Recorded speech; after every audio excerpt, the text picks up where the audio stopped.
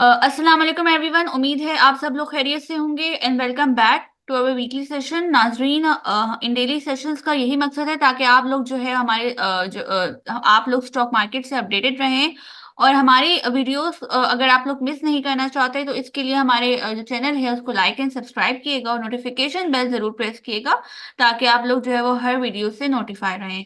नाजरीन, आज हमारे साथ जो है अमीन यूसुफ साहब मौजूद हैं। He is the former director of stock market.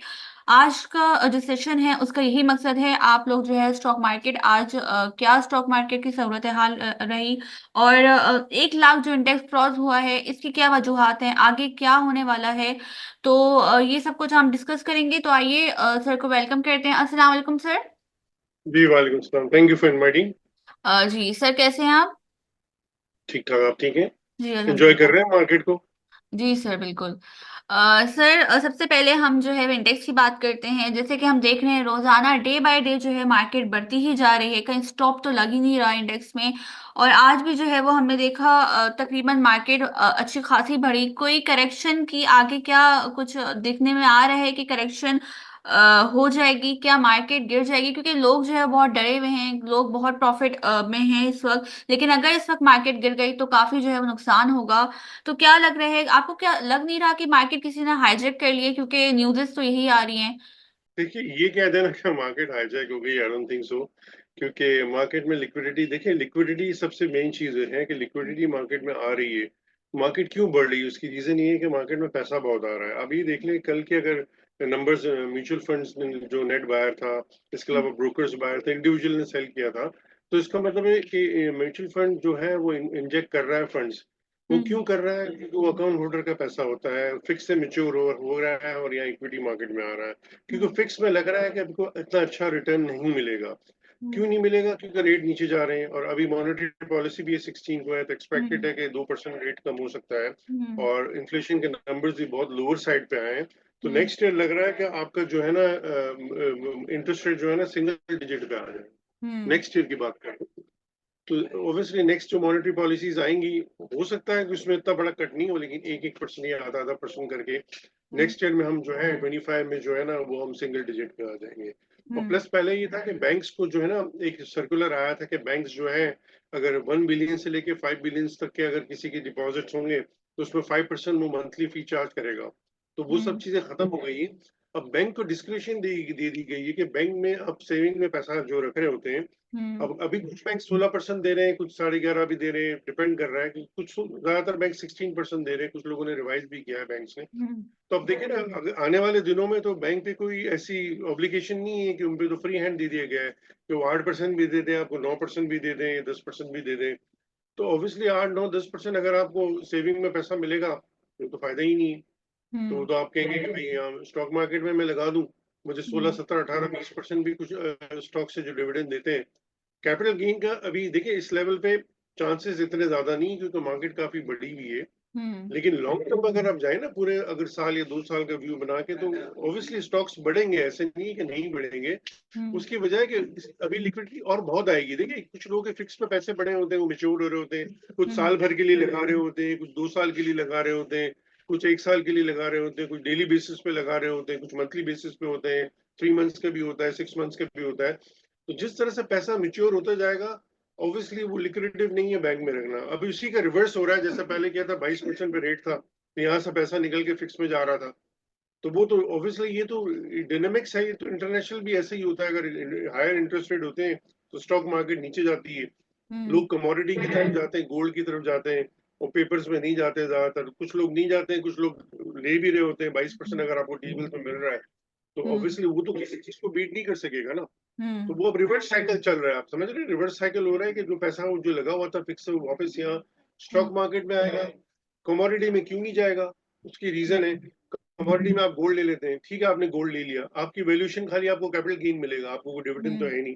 तो डिविडेंड तो उसमें है नहीं ना, कमोडिटीज में तो कुछ भी नहीं है। आप गोल्ड में जाएंगे, सिल्वर में हम्म। जाएंगे, ऑयल में जाएंगे, तो वो सिर्फ आपको कैपिटल गेन है। तो यही रीजन है, यही वजह है जो आप कह रहे हैं ना कि क्यों मार्केट बढ़ रही है। उसकी रीजन यही है कि फिक्स पैसा जो आहिस्ता आहिस्ता मेच्योर होगा। देखिए म्यूचुअल फंड क्या होता है, म्यूचुअल फंड जो है ना, उसको अकाउंट होल्डर को पैसा कमा के देना है। हम्म। अगर वो कमा के देना है तो अभी उनको लिक्विडेटिव मार्केट लग रही है, क्योंकि फिक्स में उनको पता है कि इतने रेट, कमोडिटी अभी डेवलप नहीं है।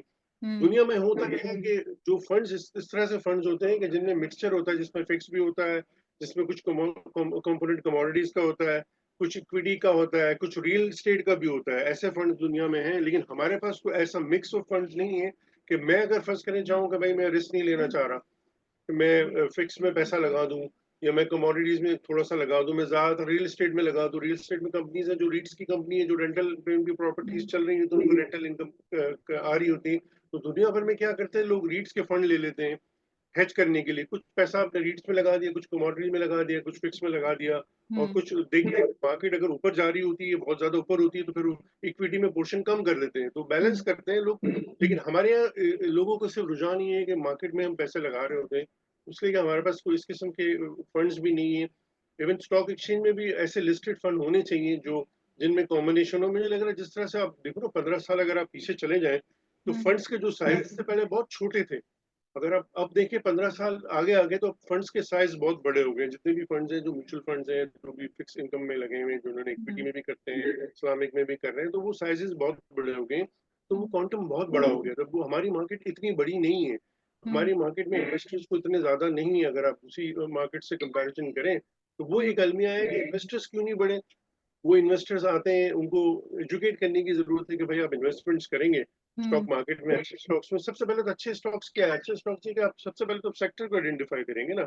अभी इकोनॉमी चल रही है, अब फर्स्ट करें किस सेक्टर में ग्रोथ है, वो देखेंगे, फिर वो स्टॉक आप पिक करेंगे, फिर आप इन्वेस्टमेंट्स करेंगे। तो सेविंग्स होंगे तो इन्वेस्टमेंट्स होंगे। लेकिन ये इन्फ्लेशन के नंबर्स जो इतने पहले हाई थे, लोगों की सेविंग्स ही नहीं थी, लोगों के लिए गुजारा करना मुश्किल है। तो अब जाके चीजें आहिस्ता आहिस्ता बेहतर होंगी, तो सेविंग्स होंगी तो ये इन्वेस्टमेंट्स होंगी। बिल्कुल। सर बैंकिंग सेक्टर की जैसा कि आपने बात की, तो क्या आप क्या एडवाइस करेंगे, इस वक़्त बैंक्स को अवॉइड करना चाहिए, निकल जाना चाहिए उनमें से? देखिए, बिल्कुल ये नहीं कह सकते हैं। देखिए, अब अगर आप दुनिया से कंपैरिजन करें पाकिस्तानी बैंक्स के, स्प्रेड्स बहुत ज़्यादा है। स्प्रेड क्या होता है कि आप सेविंग अकाउंट होल्डर को बहुत कम पैसा देते हैं, और हुँ, जिसको अगर पैसा देना होता है उससे पैसा ज़्यादा लेते हैं। लेमन मतलब आम अल्फाज में आप कह सकते हैं, लेंडिंग में आप ज़्यादा रेट पे कर रहे होते हैं, और सेविंग्स में जो रेट आप बहुत कम दे रहे होते हैं। तो हुँ, डिपॉजिटर को पैसा कम दे रहे होते हैं, और लेंडर्स को जो आपसे लेंड करने के लिए आते हैं, लेने के लिए पैसा आता है, उसको आप रेट ज़्यादा दे रहे होते हैं। तो हुँ, स्प्रेड 6 से 7% तो हमेशा से रहा है। अब हुँ, जैसे बात हो रही है कि रेट जब नीचे जाएंगे तो बैंक की डिस्क्रिप्शन होगी, उस सेविंग पे कुछ भी दे दे। कोई बैंक 10% देगा, कोई 8 देगा, कोई 9 देगा। तो वो तो हुँ, फिर वही पुराना वाला सिस्टम चलेगा कि पहले रेट्स बहुत नीचे होते थे। अब रेट्स नीचे होते थे तो मार्केट ज्यादा तो ऊपर ही जाएगी, क्योंकि आपके पास इन्वेस्टर के पास कोई ऑप्शन है नहीं। हुँ, ऑप्शंस अगर होते तो वही वाली बात है कि वो इन्वेस्टमेंट्स कर रहा होता। तो बैंक्स बुरे नहीं है। हो हुँ, गई है कि बैंक से पहले टी बिल्स में पैसा डाल रहा था ना गवर्नमेंट में, अब वो गवर्नमेंट में पैसा नहीं डालेगा टी बिल्स में, अब वो प्राइवेट लेंडिंग करेगा। अब वो हुँ, प्राइवेट लेंडिंग करेगा तो क्या होगा, इससे जो बैंक्स, जो बिजनेसेस हैं जिनको फंडिंग की जरूरत है, ऑब्वियसली वो लेंगे आके पैसा। देखिए, अभी पैसा सस्ता हो गया ना। अब तो हुँ, पहले आप 22% की रेट पे अगर आप 2% प्लस भी कर रहे हैं बैंक का स्प्रेड, तो 24% तो वायबल ही नहीं था कोई बिजनेस। अब हुँ, तो रेट्स नीचे जाएंगे, तो फिर बिजनेस भी वायबल हो जाएगा। कोई कंस्ट्रक्शन में जा रहा होगा, कोई एक्सपेंशन में कंपनी जा रही होगी। तो इसमें उसकी दूसरी साइड पता है क्या होता है, उसकी दूसरी साइड ये कि लिस्टिंग इतनी नहीं आएंगी। उसकी हुँ, वजह जब हायर रेट होते हैं तो गवर्नमेंट कंपनीज आके स्टॉक एक्सचेंज में लिस्ट कराती है कि उनको सस्ता पैसा मिल जाता है, हुँ, क्योंकि शेयर होल्डर से आपने पैसा ले लिया और अपने अपनी एक्सपेंशन कर ली। अब वो अब जरूरत नहीं है, क्योंकि बैंक आपको सस्ते में दे देगा, तो लिस्टिंग लोग डिस्करेज कर होगी, क्योंकि वो नहीं आएंगे, क्योंकि उनको सस्ते में बैंक से पैसा मिल जाएगा। तो हुँ, लेकिन डिपेंड करता है स्टिल, अगर कुछ कंपनीज है जो लिस्ट करना चाह रही हैं तो वो करेंगी। तो हर एक का डिफरेंट व्यू पॉइंट होता है कि वो अगर इजी तरीका जी सर, कार तो ये बैंक से बोरो कर लें। हुँ। कितने वाले लीजिए पर्ची ना। सही सर, कंटिन्यू करने से पहले एक सवाल ले लेते हैं जी। रऊफ महमूद, काइंडली अपना क्वेश्चन करें। अस्सलाम वालेकुम सर।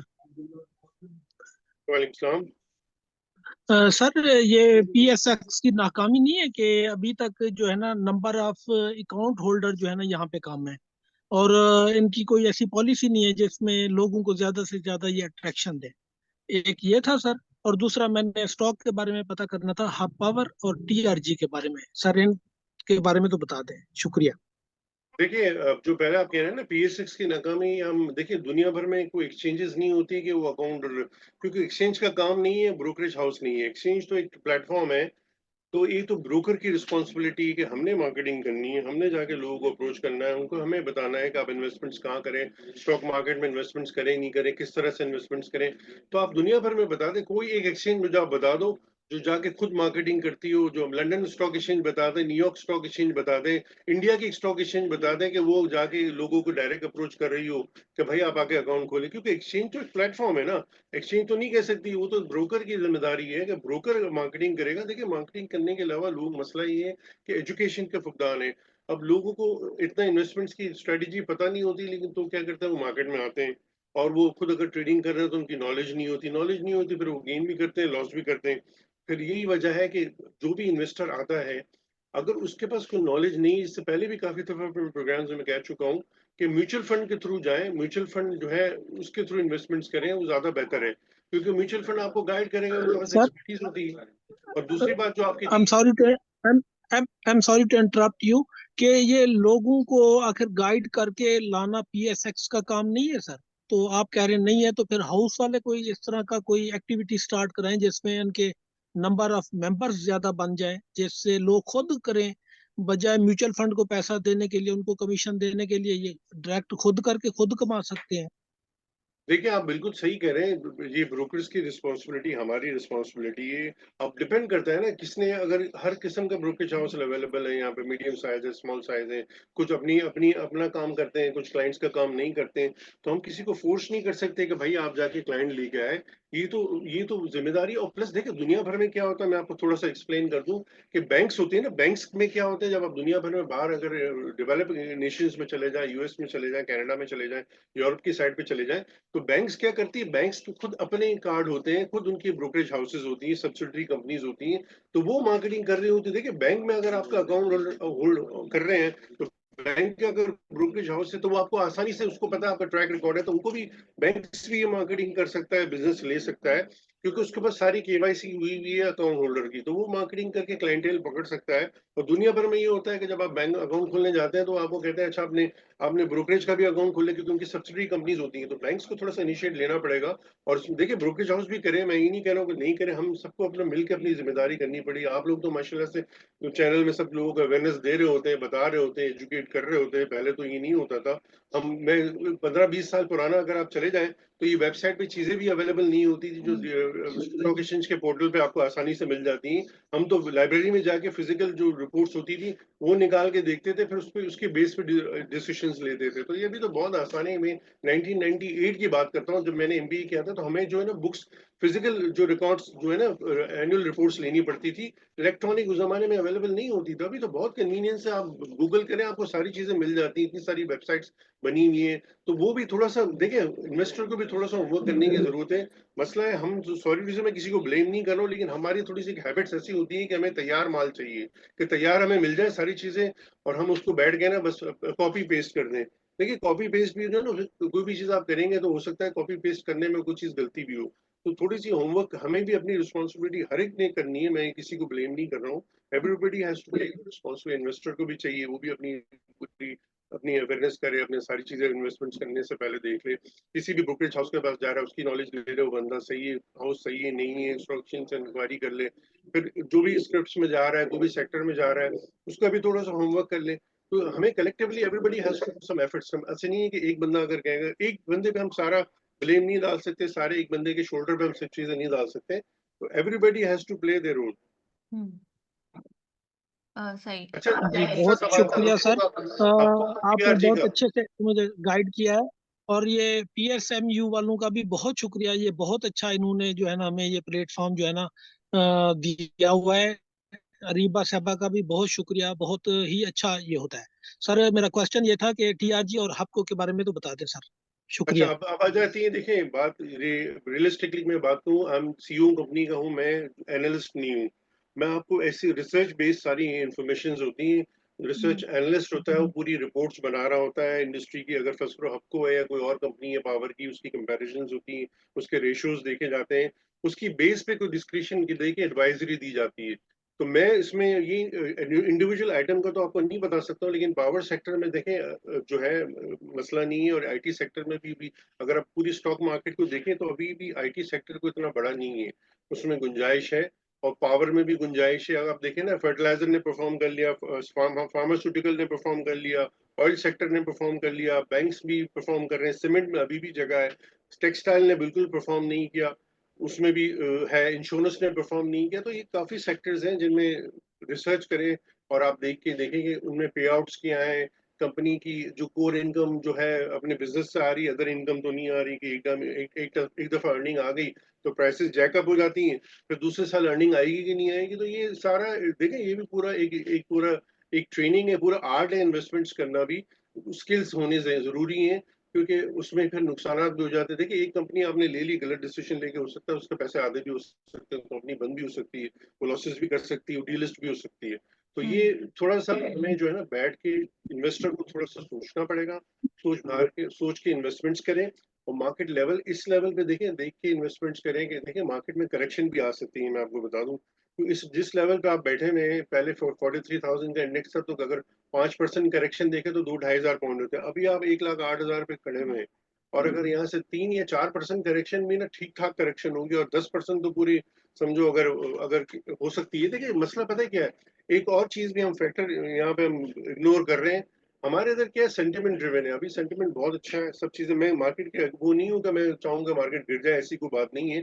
मैं सिर्फ एडवाइस दे रहा हूँ कि देखिए होता ही है कि सेंटिमेंट ड्रिवन मार्केट है, पॉलिटिकल फ्रंट से कोई ऐसी नेगेटिव न्यूज आती है तो मार्केट उसका इम्पैक्ट लेती है, और दुनिया भर में ऐसा ही होता है। देखिए मार्केट बड़ी सेंसिटिव होती है, पॉजिटिव न्यूज को ऊपर जाती है और नेगेटिव न्यूज को मार्केट फॉरन उसको लेती है और वो ट्रिगर करती है। और मार्केट में देखिए करेक्शन बहुत जरूरी है, अगर करेक्शन नहीं होगा, वन साइडेड मार्केट जाएगी तो फिर क्या होगा मुझे बताओ, फिर तो ब्लास्ट ही होगा। तो करेक्शन मार्केट की ब्यूटी आप देखिए, मार्केट जब हम देखें एनालाइज करें, जो मार्केट बढ़ रही है तो मार्केट नीचे आती है, प्लस होती है, फिर मार्केट में नंबर जो गेन्स वाइप आउट हो जाते हैं। तो अगर 1,000-1,500 पॉइंट मार्केट बढ़ी और नीचे चले गई, तो इसका मतलब एक मार्केट में within the market correction आ रही है। उसकी वजह है कि मार्केट में सेलिंग जो है ना अब्जॉर्ब हो जाती है, क्योंकि फंडिंग, मैंने आपको जैसे पहले बताया शुरू में कि लिक्विडिटी मार्केट में और बहुत ज्यादा अवेलेबल है। मार्केट में कोई भी, दुनिया की कोई भी मार्केट में अगर लिक्विडिटी, एम्पल लिक्विडिटी होगी ना, तो मार्केट ऊपर ही जाएगी। किसी भी मार्केट में आप अगर देखें पैसा बहुत होगा तो पैसा तो खींच लेगा ना शेयर्स को। तो यही वाली वजह बात है कि मार्केट बढ़ने की वजह भी यही है। ऐसी नहीं है कि हम कहते हैं कि मार्केट, लोग कहते हैं कि जाली बढ़ गई, ये बढ़ गई। मार्केट में लिक्विडिटी अवेलेबल है, वही एक ड्राइवर है मार्केट का, उसी वजह से मार्केट ऊपर जा रही है। और जो लोग इन्वेस्टेड नहीं है वो कहते हैं हम भी इन्वेस्टमेंट्स करते हैं, ऑब्वियसली उनको नजर आ रहा है कि बैंक में उनको इतने अच्छे रिटर्न नहीं मिलेंगे। सही सर, एक और सवाल आया मोहम्मद अमीन बहुत बैंक। शुक्रिया, बहुत मेहरबानी sir. Thank you. Mohammad Amin अपना माइक ऑन करके। सलाम वालेकुम मैडम, ये पूछना था पीआईबीएल के बारे में कि कल इनका एक लेटर आया था स्टॉक की वेबसाइट पे, इनके जो टर्मिनल में आग लग गई थी, ये लगी थी 19 नवंबर को। तो इन्होंने ये 19 नवंबर को लेटर क्यों नहीं भेजा स्टॉक को? ये तो एससीसीबी को एक्शन लेना चाहिए ना इसके ऊपर, कि 20 दिन के बाद ये लेटर भेजते हैं।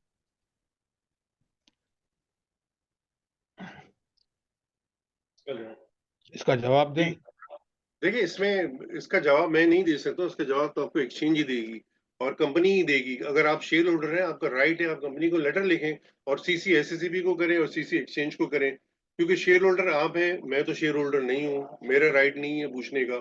ठीक है ना, आप शेयर होल्डर है, आपने अच्छा हाईलाइट किया कि इतने दिनों बाद क्यों है, क्यों इतने दिनों बाद इसको नोटिस में लाया गया।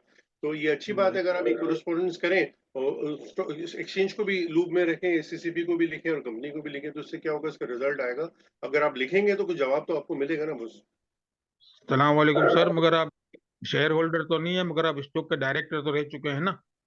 ये एससीसीबी को एक्शन तो लेना चाहिए ना, कम से कम देखिए, कंपनी मैं के एक्सचेंज का ऊपर। डायरेक्टर अभी नहीं हूँ, जो एग्जिस्टिंग डायरेक्टर है सर उसकी रिस्पॉन्सिबिलिटी होती है ना, एक्स डायरेक्टर की रिस्पॉन्सिबिलिटी नहीं हूँ, मैं बोर्ड के अंदर तो नहीं हूँ ना अभी। अभी जो बोर्ड में बैठे हुए हैं आप उनसे कहें, वो अगर एक्शन ले सकते हैं।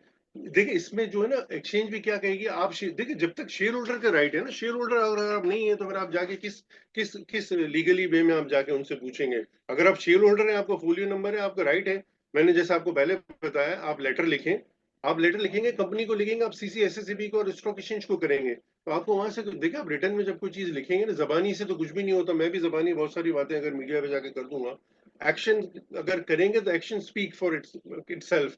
एक्शन लेंगे तो उसका कोई रिजल्ट आएगा। आप उसका बिल्कुल लेटर लिखे, उसका आपको जवाब नहीं आया तो फिर आप नेक्स्ट प्रोग्राम में आके रिजर्वेशन कर लीजिएगा, प्रोग्राम में आप हाईलाइट भी कर सकते हैं। माशाल्लाह से बड़ा अच्छा प्लेटफॉर्म है, लोगों को मौका दिया जाता है अपनी जो भी उनके इश्यूज होते हैं डिस्कस करने के लिए और एडवाइस के लिए। सही। जावेद काइंडली अपना क्वेश्चन कर लें। जी जावेद। जी नहीं, मैं तो सिर्फ ये ऐड करना चाहूंगा कि उनका सवाल ये था कि 19 नवंबर को आग लगी है, तो ये इनको इन्फॉर्म पहले करना चाहिए था। आप अपने एक्सपीरियंस की बुनियाद पे एक फिक्रे में जवाब दे सकते थे कि हाँ जी करना चाहिए था, या आप कह सकते थे जी 15 दिन लग जाते हैं इन्फॉर्म करने में। जब आप डायरेक्टर रहे हैं तो एक एक्सपीरियंस होता है ना। एक फिक्रे में इसका जवाब था हाँ जी उन्हें करना चाहिए था, या हाँ जी वो 15 दिन लग जाते हैं। और इसमें ये कहना जी मैं तो जवाब ही नहीं दे सकता, ये तो कोई सही। सिराज देखिए खोजा काइंडली देखिए अपना ये क्वेश्चन। को देखिए ये जो उन्होंने सवाल किया, ये बिल्कुल मैं इससे एग्री नहीं करता हूँ। देखिए मैं शेयर होल्डर नहीं, तो मैं किस कैपेसिटी में जाके पूछूंगा? शेयर होल्डर होना जरूरी है ना? आप शेयर होल्डर ही नहीं है, आप किस कैपेसिटी में जाके पूछेंगे? आप चले, आप खुद जाके पूछ लें। आप मुझसे सवाल कर रहे हैं, आप लेटर लिख लें एक्सचेंज में, मैं नहीं कह सकता हूँ तो आप लिख लें ना, आप जाके जवाब लें और लेटर ले लें।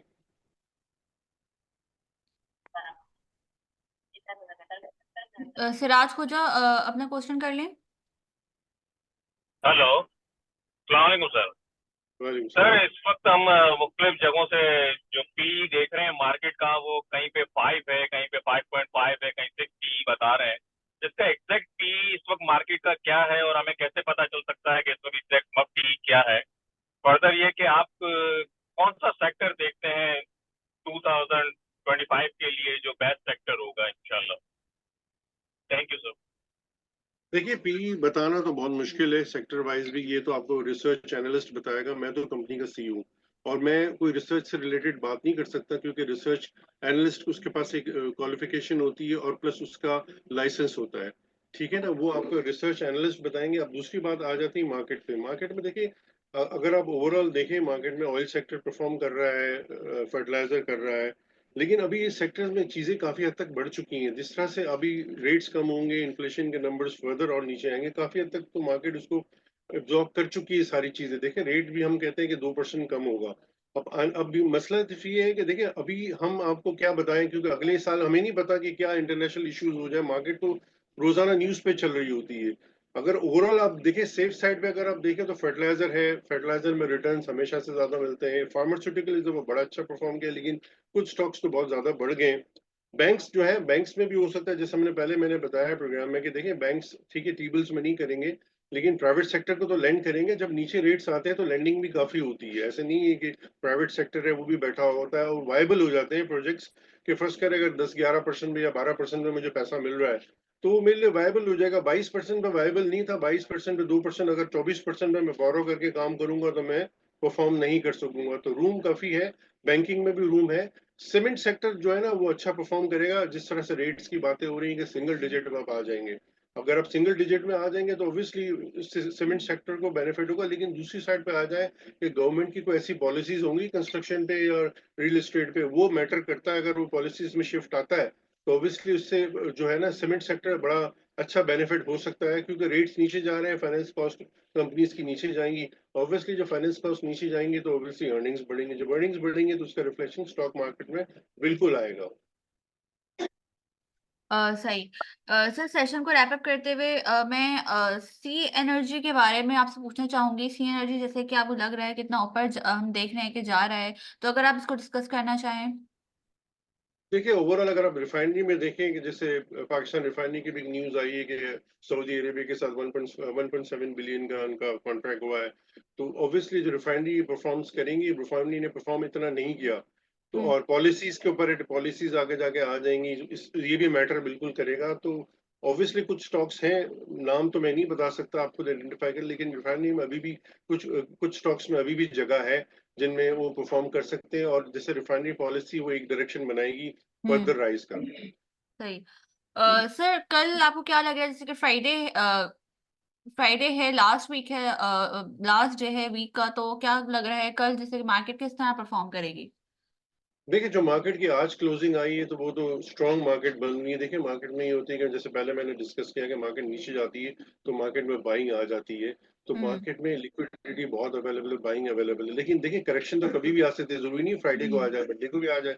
सेक्शन सेशन में नहीं भी आए, हो सकता है मंडे को, ट्यूसडे को भी आ जाए। तो करेक्शन तो अनाउंस करके कभी भी नहीं आती है, कि बिल्कुल पहले से किसी को नहीं पता होता। लेकिन लग रहा है कि जिस तरह से मार्केट बंद हुई है तो स्ट्रॉन्ग लग रही है, मार्केट में बाइंग अवेलेबल है। जब नीचे आती है, गिरावट आती है, तो बाइंग आ जाती है मार्केट, तो जो गिरावट रुक जाती है, इवन मार्केट ऊपर चले जाती है। सही।